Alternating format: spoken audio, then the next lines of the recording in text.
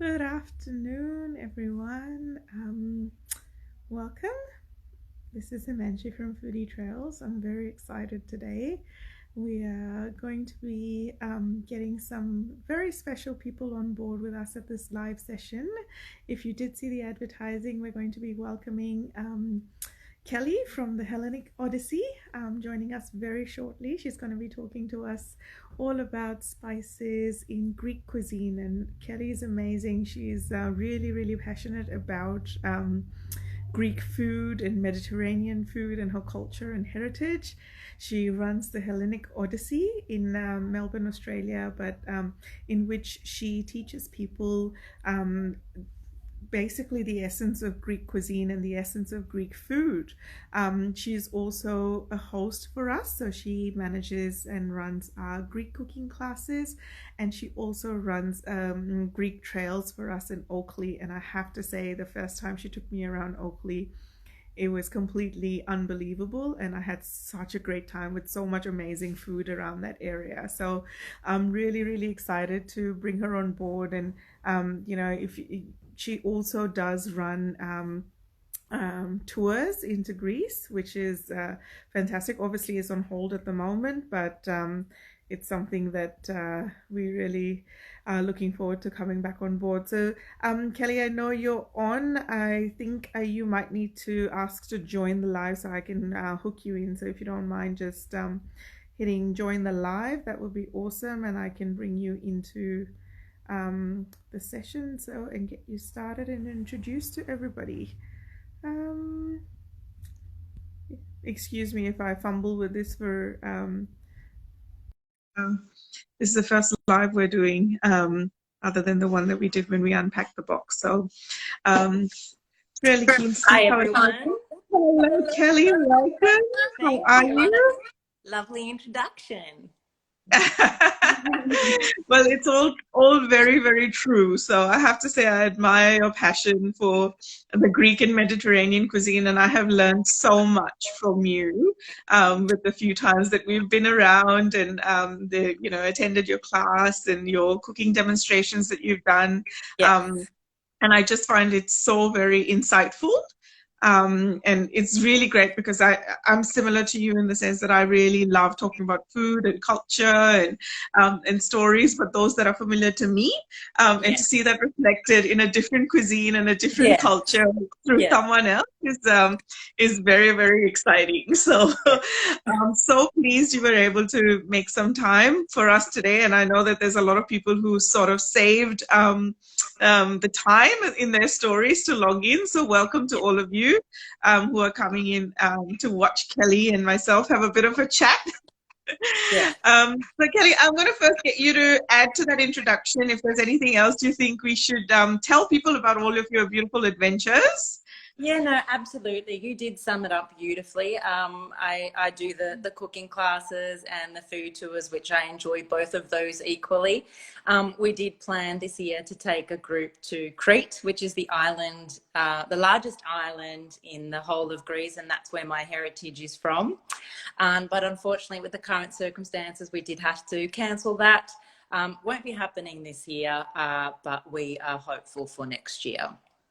Yeah, and I think you have so much more passion and so many more people wanting to jump on board because they've missed out this year. So Yeah, it yeah. might And I work think it's out in a way. also what it also did is it allowed me to pivot more into the direction of then just sharing recipes Yeah. and experimenting with food a little bit more. So we've all been stuck at home, and I have found so many people contacting me and saying that they've gone onto the website and they've downloaded recipes. And there are so many more people cooking now. So that's been really amazing to see how much people are embracing cooking in the home during this lockdown period. I guess it's provided people with more time to try things that they wouldn't normally have been able to try when we're only left with, I guess, a weekend to experiment. So it's been really beautiful to see people going into the kitchen and trying different things. And the I same for know. me. Like I've been able to do the same thing as well. And you know, you're absolutely right, and that's what made us create the Spice Box. Yeah. So, for those of you who haven't had the chance to explore yet, we created what we refer to as the Spice Experience Box, which has got 15 spices from around the world, and a recipe book in there that my sister Rushina has helped curate. And then it also, you know, takes you onto an online journey where you get to explore recipes and masterclasses, little masterclasses through our online platform. So you get to do all of these virtual masterclasses as part of your experience box. But what I'm really excited about today is we've got Kelly here who's going to tell us a little bit about spices in Greek food. So from everything that I know about spices, I know that the coriander and cumin spice is native to the Mediterranean region, but from everything that I've learned from you and the recipes that I see you you come up with, there's a lot more or a few more different spices that you'll use more now than coriander and cumin. So tell us, you know, I know you've got this beautiful pyramid of Mediterranean food and how it all sits. So tell us a little bit about that and, you know, your take on spices and Mediterranean cooking. All right. Well, I might talk a little bit about the Mediterranean diet to start off with, because I think that's quite interesting to know a little bit more about. And then I'll move on to talk about the cumin and coriander, but also some other spices that are in the spice box. There's three that I can think of that I would say in my cuisine, I use Yeah. much more than the coriander and the cumin. But Yeah. firstly, on the Mediterranean diet, you will find that at the bottom of the pyramid is not so much what we eat, but how we eat. So one of the principles is that families and friends are supposed to get together and share a meal. So it's all about, as a family, coming together around the dinner table, preparing your dinner together, and then sitting down to actually enjoy it as a family, because that gives people the opportunity to discuss the matters of the day, to share stories, to talk about their troubles. So it's the Mediterranean diet doesn't just focus on what we eat, but how we eat. And I Yeah. think that's really important, because that's actually the primary thing that promotes a better sense of living and Yeah. living a fuller life. So that's really, really important. Is it the same with your culture as well, It Himanshi? It's about absolutely coming is. So together. Yeah. it absolutely is. And I think it's so, I find this happen so often when you talk about your culture and your food, that there's so much similarity. So I'm from Indian background and Kelly's from Greek background, as you know. And so very often I find so much similarity in the cultures, Yeah. in the, you Yeah. know, sitting down around the table, being loud and, you know, food being the center of everything. Yes. And And cooking and the grandmas being such an essential part of everything. absolutely. So And I also, find those similarities and part of, amazing. yeah, and part of that also is that especially in Greece, every second household in Greece will have their own vegetable garden. They will have goats for milk. They will have chickens, where they will actually collect that goat's milk and produce cheese and yogurt. They all have a vegetable garden, and they all have they even have fruit that's growing in their backyards. So they're very self-sufficient. So they will also prepare their gardens as a family, and then harvest that food as a family, and then come and sit down as a family. So it's even one step before the dinner table, where you're Yeah. actually harvesting your land to produce from it. That's also done as a community. But moving on from there, I'll talk slightly about basically the 10 rules of the Mediterranean diet. And the majority of the food that's consumed actually is not meat. So contrary to what people think, I think here in Melbourne, there's this connotation that Greek food is just your meat platters and souvlaki. But actually, historically in Greece, they don't actually consume a lot of meat, because it was something that was only preserved for times of celebration. So Mm. Easter, weddings, because it wasn't readily available. All they Yeah. could really get their hands on, post World War II, was fruits, vegetables, Mm. legumes, whole grains, Mm. olive oil, and nuts. So that's So actually the delicious. bulk of the Mediterranean diet. Is that's the majority of what they eat, and meat and sugar, sweets is actually on the top of the pyramid, where it's not consumed in high amounts. Mm, Wine is consumed, and also herbs and spices is one mm, of those things that's part of the bulk of what is actually consumed. mm. So since you've said herbs and spices, take us through some of the ones Yes. that you use a lot in your everyday cooking. Yeah, so cumin and coriander is used in some of the savory dishes. Yeah. Cumin is used more in a chicken dish that Hmm. is a tomato based a Yeah. dish, Hmm. but more commonly, and most of probably 90% of my dessert recipes will feature clove, cinnamon, Yeah. and a little bit of nutmeg as well. Yes. Now, clove is used most, so with both clove and cinnamon, it's used in its whole state, so that cinnamon Hmm. stick, but also the clove stick, but it's also used in its ground form. The cinnamon stick and the clove is commonly used to add flavor to a water-based, water and sugar syrup, which is Hmm. often used to drench a lot of the Greek cakes, like galactoborico and baklava, which have a sugar Yeah. syrup, and Yeah. some of the sponge cakes that again are drenched, like a walnut cake that's also drenched in a sugar syrup. That will be that sugar syrup will be infused in the clove and the cinnamon. Okay. Other cakes like bugazza, which is one of Mhm. the cakes that we ate on our That we had Oakland on the tour. food Oh tour, my God, it was so good. that one doesn't have a sugar syrup on it, so it's very similar to galactoborico, but it's a parcel instead of a cake, and it doesn't have the sugar syrup on it. There you'll Right. find that cinnamon will actually be sprinkled on top of it together with icing sugar. Nice. Nutmeg is often used in some of the Greek biscuits, and Hmm. also so the melomakarona, which are honey biscuits, they have cinnamon, clove, and nutmeg.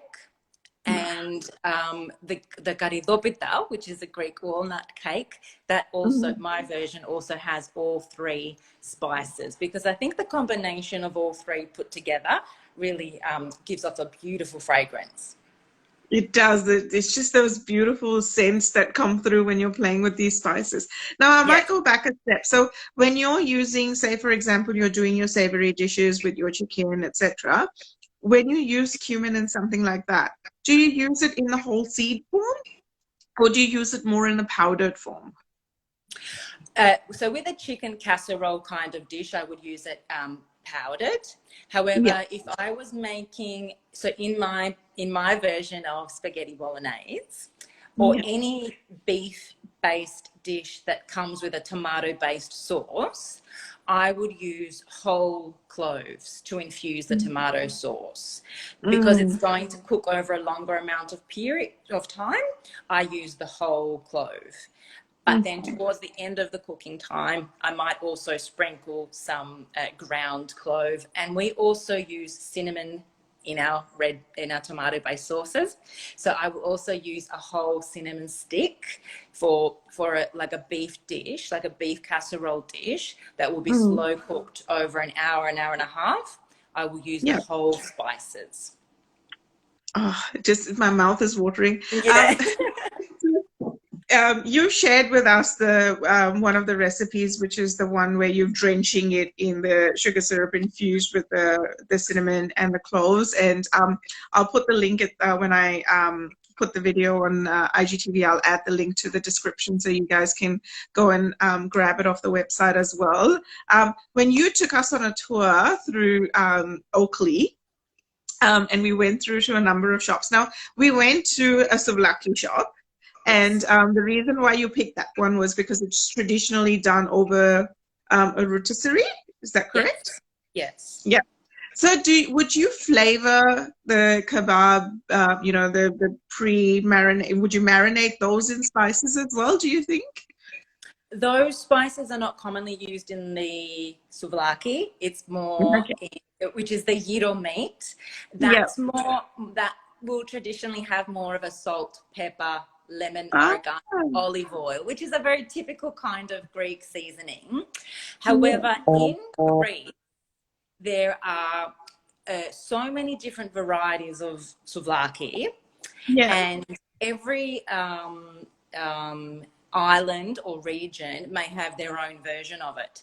So there's one particular place, one island, where it's served with a tomato-based sauce, almost Okay. like a casserole sauce.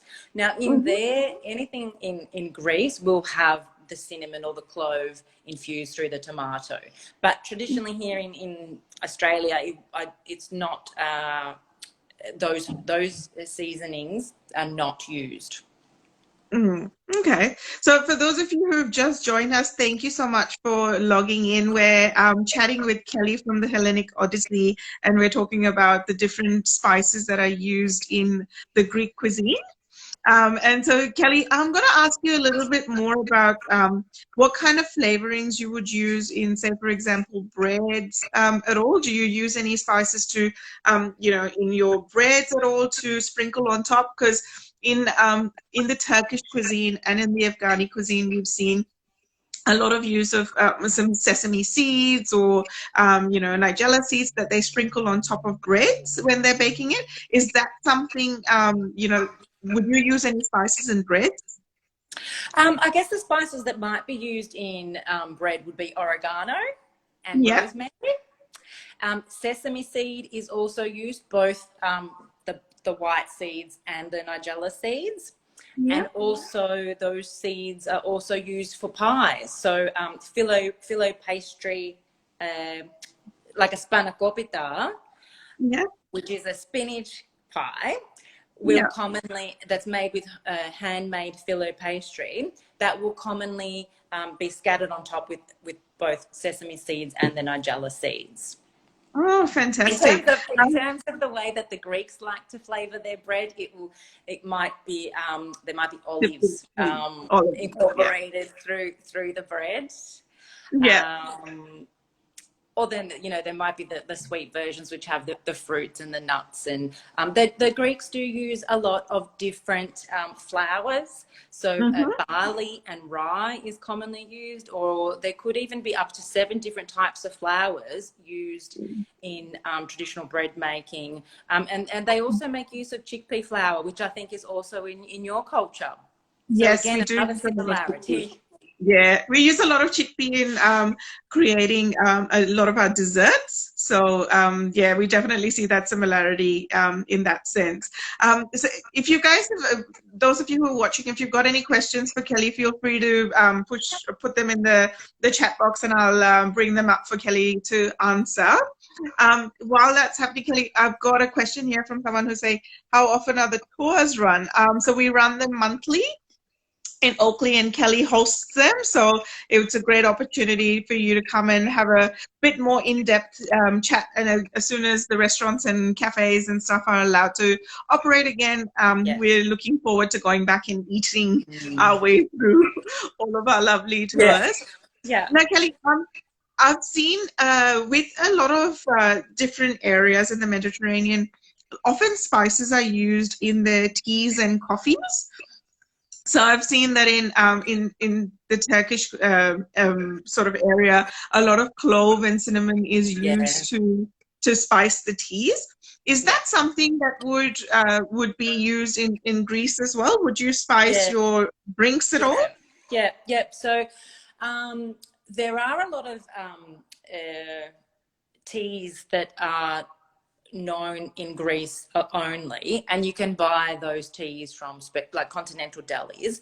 One of them is mountain tea, so you can use that as the base of your tea, and then you could add cinnamon to that. And our tea is always served with honey. Ooh, okay. So whenever a tea is made, generally it will include honey, and you can also serve it with lemon, which is not as common.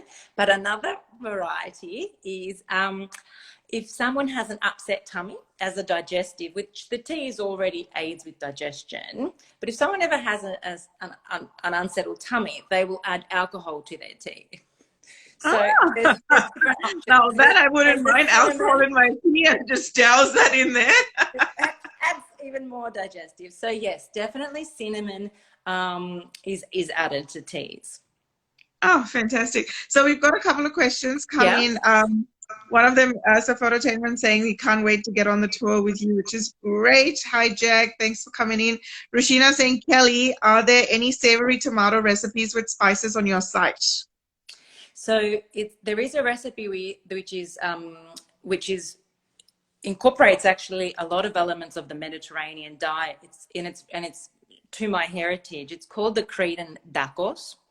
Basically, it's a barley rusk, and the way that barley rusk came about was during the times of poverty when people didn't have access to food.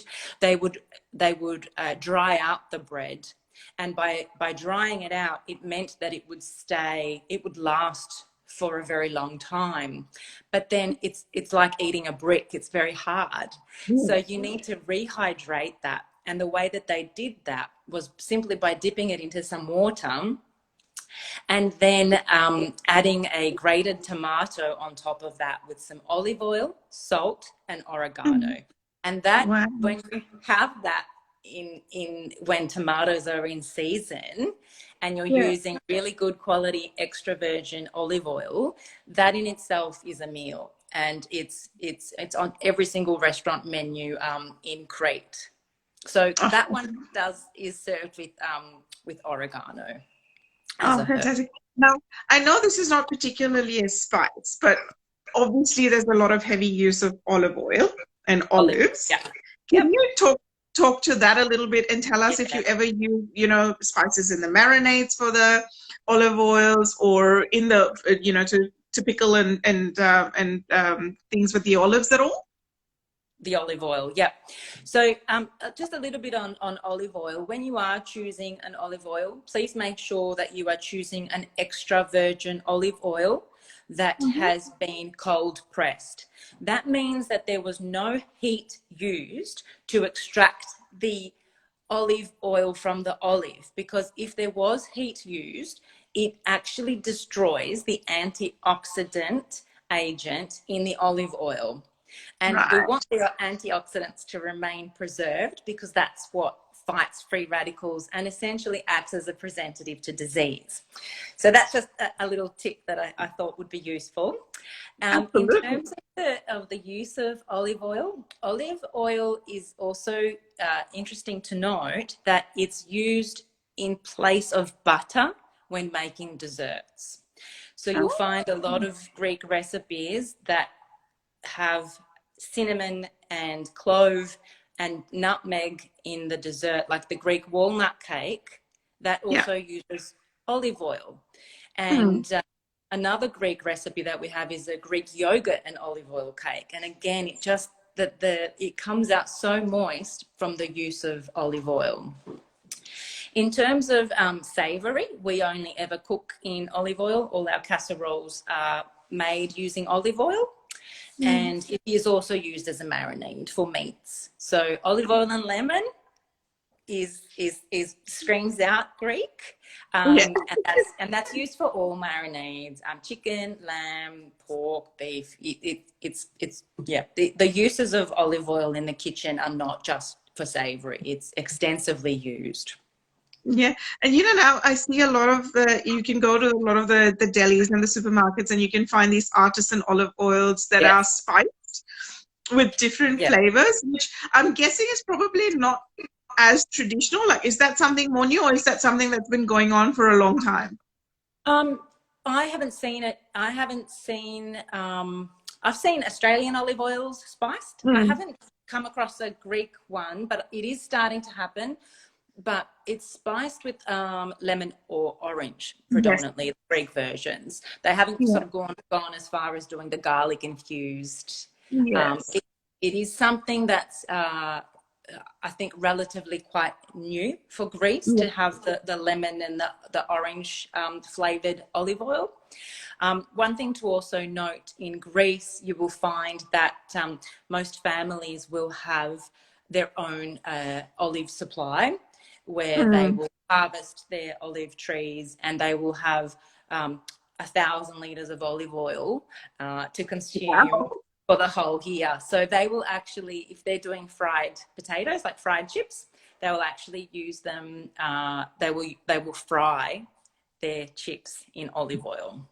Oh, because they have access to so much of it. I know. And look, you know, I find it so different because every time people would ask me, oh, would you cook Indian food in olive oil? And I say, the problem with doing this, the tadka, or the, you know, the tempering of the spices with the Indian cuisine, is that the olive oil temperature, the heat temperature is quite low. So we're not able to crackle and pop the spices in our style of cooking as easily. Yeah. But I actually like cooking with olive oil in general. Yes. So when I'm using powdered spices and things, I would actually saute the onions and things in the olive oil and then add the powdered spices on top, because I just feel like it provides a different sort of flavoring to the dish. If that makes sense. Yeah. And then, but I think it's something I learned from your class anyway. So yeah.